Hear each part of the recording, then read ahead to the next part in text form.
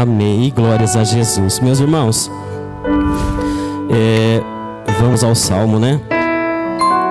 Salmo 121, ele começa dizendo aqui: eleva os meus olhos para os montes, de onde vinha o meu socorro?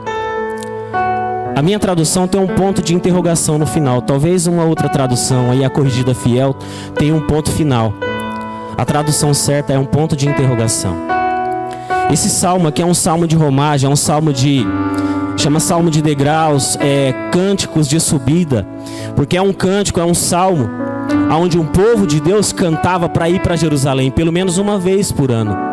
Pelo menos uma vez por ano, aquele povo de Deus que morava, que se encontrava ao redor de Jerusalém, onde as tribos foram divididas, pelo menos uma vez por ano, eles iam até Jerusalém, até o Monte Sião, até o templo do Senhor, adorar, sacrificar e adorar. E era uma caminhada difícil, era uma caminhada longa de muitos dias, era uma caminhada muito perigosa. E eles andavam e cantavam, não só o Salmo 121, mas vários outros. Eles iam seguindo e cantando. E os salteadores, os ladrões, sabiam a época e os dias em que aquelas pessoas iam para Jerusalém.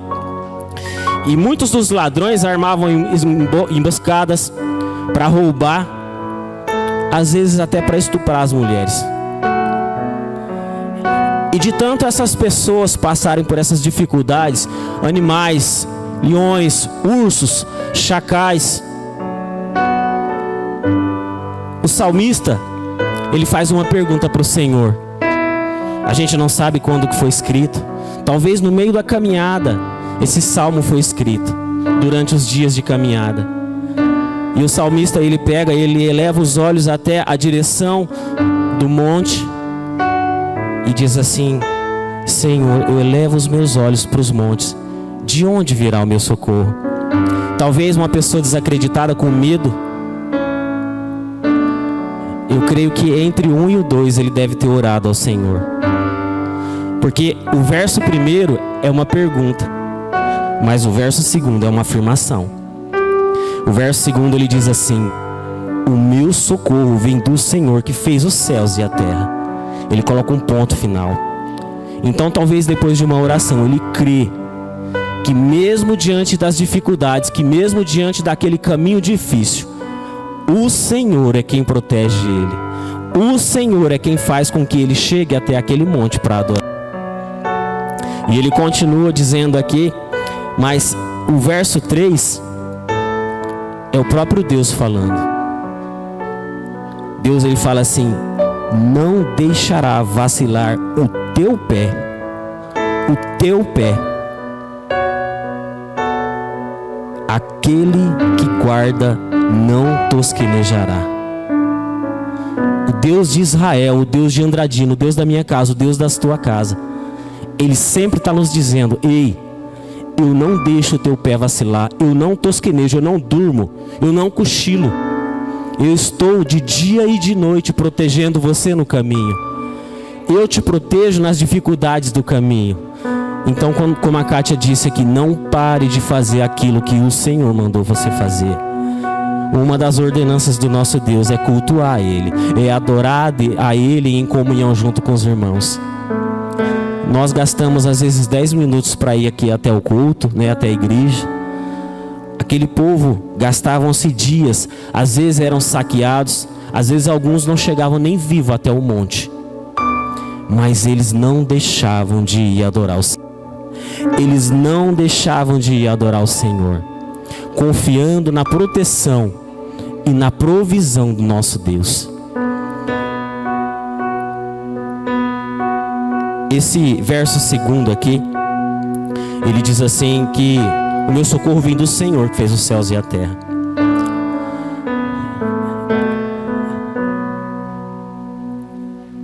Essa pessoa que escreveu esse salmo, ele estava dizendo assim: o meu socorro não vem da minha força física, porque naquela época os homens eram fortes, meus irmãos. Talvez alguns, confiando na sua força física, diziam assim: não, eu sou forte, eu não vou precisar talvez nem beber água, eu vou caminhar aqui e até o monte, sem precisar às vezes nem comer. Mas esse homem estava dizendo aqui: não, Eu posso ter força física, mas eu confio no poder do meu Senhor. Talvez hoje muitos de nós confiamos em carros e cavalos. Quantos de nós às vezes vamos fazer uma viagem e confiamos num carro novo, em algo que o Senhor proveu sobre a nossa vida?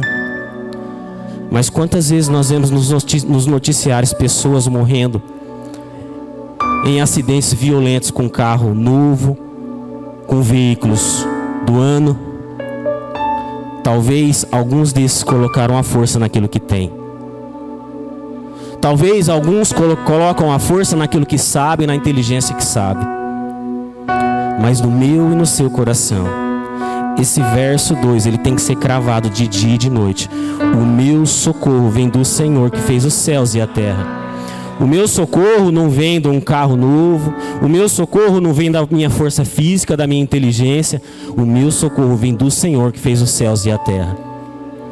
Paulo, quando faz a sua viagem, é chamado o naufrágio de Paulo, lá em Atos.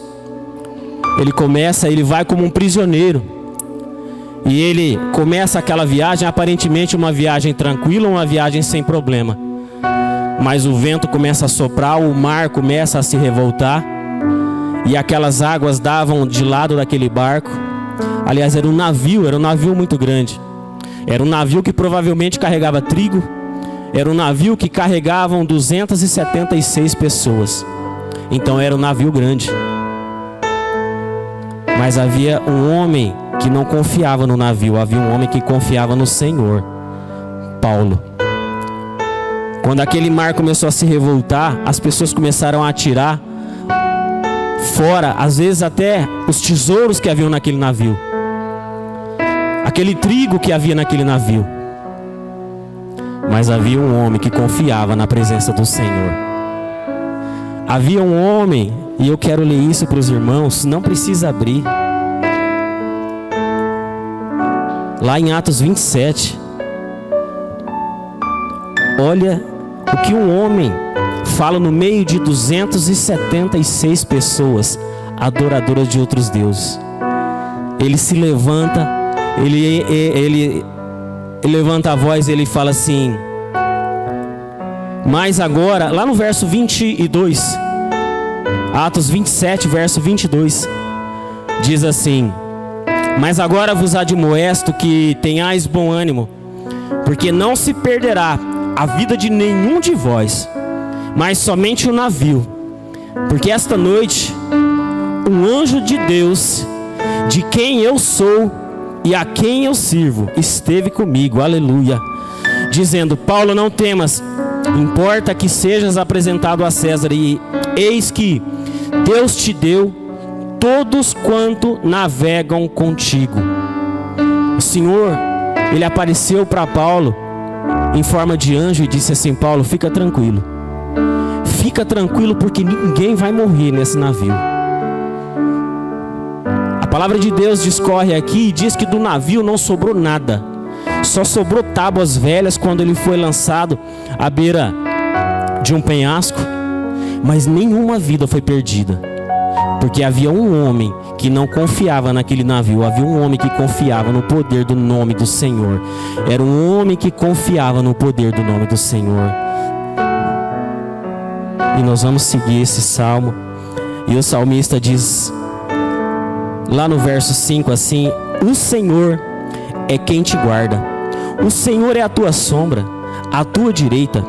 O sol não te molestará de dia, nem a lua de noite. Eu nunca fui num deserto, meus irmãos, mas eu sei que é algo assim muito difícil de se caminhar. As temperaturas em um deserto chegam de 50 a 60 graus de dia, e de noite às vezes é abaixo de zero. Então é um calor insuportável de dia e um frio tremendo à noite. Dificilmente pessoas de idade iam suportar isso.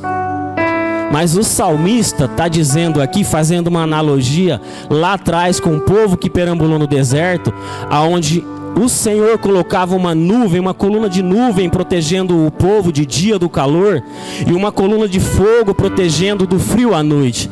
Assim é o nosso Deus hoje na minha e na sua vida.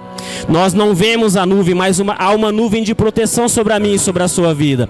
Se nós estivermos nos caminhos do Senhor, obedecendo a voz do nosso Deus, Ele nos protege de dia e de noite. Ele nos protege de perigos espirituais, porque pode ter anjos ao nosso derredor tentando nos destruir, mas há anjos do Senhor ao nosso redor, nos protegendo e nos livrando de todo mal. Esse é o nosso Deus que nos guarda de dia e de noite e não deixa o sol e nem a lua nos molestar. Esse é o nosso Deus. Conta aí no salmo de vocês, quantas vezes aparece a palavra guarda, guardará? Conta aí, quantas vezes aparece? Guarda e guardará, do verso 1 até o verso 8. Isso. Quantas vezes aparece a palavra guarda e guardará?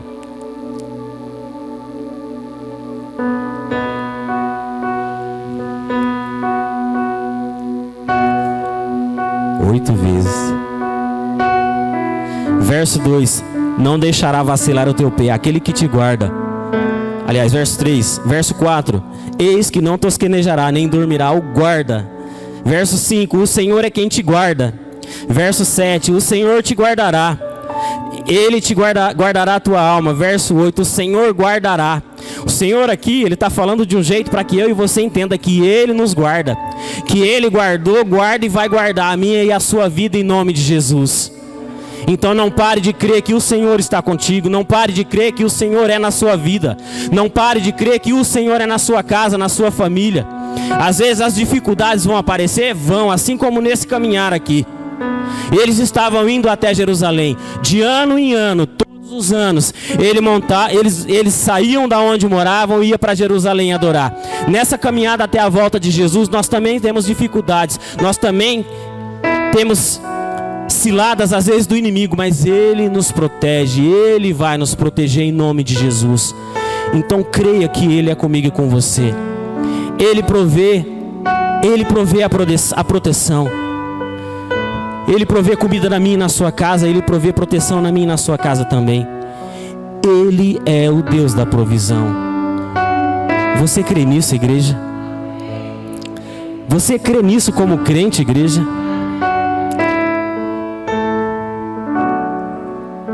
Creia que nos piores momentos o Senhor estava contigo. Nas piores dificuldades o Senhor esteve contigo. Meu irmão, em nome de Jesus, se tem uma coisa que nos afasta da presença de Deus, é o reclamar. Por reclamar, o povo ficou perambulando durante aquele deserto 40 anos e o Senhor estava com eles. O Senhor provia alimento, vinha do céu alimento. A Bíblia diz que as roupas não se rasgavam. A palavra de Deus diz que nenhuma mulher perdeu um filho. Eles não ficavam doentes, os chinelos não se gastavam. E mesmo assim aquele povo reclamava. O caminho era difícil, mas o Senhor estava com eles. Assim como o Senhor está comigo e contigo. Eu estou repetindo isso, meus irmãos, porque às vezes a gente precisa ouvir várias vezes. Assim como o Senhor, Ele coloca na palavra aqui no Salmo 121, 8 vezes a palavra guarda. É preciso que eu e você repitamos para mim, para você, para nós mesmos, que Ele está conosco em nome de Jesus. Creia nisso, creia nisso. Se você puder colocar a tua mão no seu coração, se você pudesse colocar de pé, coloque a mão no seu coração, feche teus olhos. E não ouça com os teus ouvidos nesse momento, mas ouça com a tua alma, em nome de Jesus. Uma vez o Senhor entregou para Moisés 2 tábuas escritas pelo dedo dele.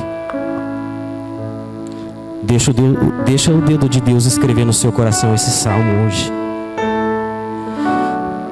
Elevo os meus olhos para os montes. De onde me virá o meu socorro? É uma pergunta. Mas a confiança e a afirmação já vem no verso 2. Ele diz assim: o meu socorro vem do Senhor que fez os céus e a terra. Não deixará vacilar o teu pé aquele que te guarda, não tosquenejará. O nosso Deus não dorme, o nosso Deus não cochila, Ele não vacila, Ele não tosqueneja. Verso 4: eis que não tosquenejará, nem dormirá o guarda de Israel. Esse guarda é quem guarda a minha e a sua casa. Esse guarda é quem guarda a minha e a sua família. Esse guarda é quem guarda o meu e os teus filhos. Verso 5 diz assim: o Senhor é quem te guarda, o Senhor é a tua sombra à tua direita. Verso 6: o sol não te molestará de dia, nem a lua de noite. Verso 7: o Senhor te guardará de todo mal, Ele te guardará a tua alma. Verso 8, e para finalizar: o Senhor te guardará a tua entrada e a tua saída, desde agora e para sempre. E se você crê, aplauda o Senhor com as suas palmas. Aleluia!